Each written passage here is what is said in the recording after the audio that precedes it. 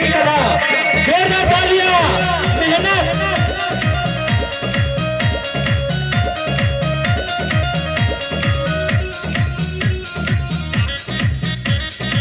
जाता नहीं हर भोला बाए बाए बाए दुनिया खातिर न पड़ी हाय हाय हाय जाता नहीं हर भोला बाए बाए बाए दुनिया भैया तालियां बजा दीजिए यार।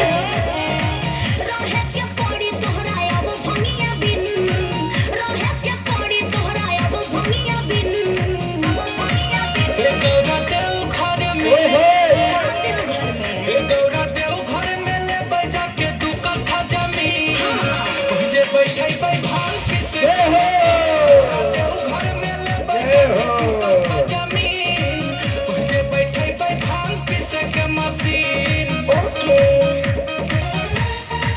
भैया तालियां बजा दिए यार।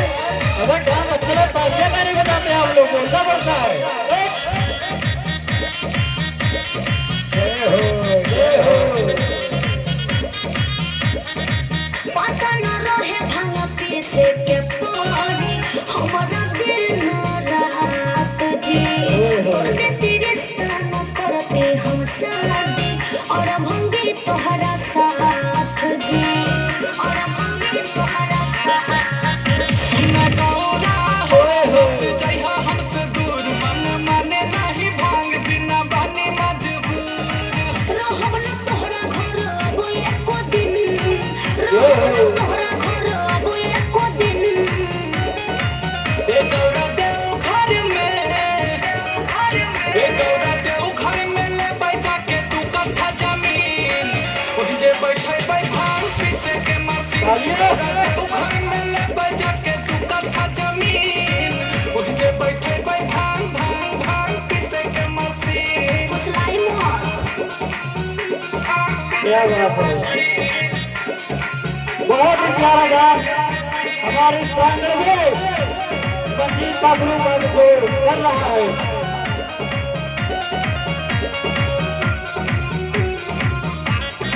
रुआ बताई गजा भंगे में कौन मिलेला सवाद जी दिनों दिन रौरा दहिया के दासा भइल जाता खराब जी हर बात काहे नहीं की हो जाए हमर गौरा हो मन करला उदास हमरा खातिर गांजा भर धतुरा बे बखास।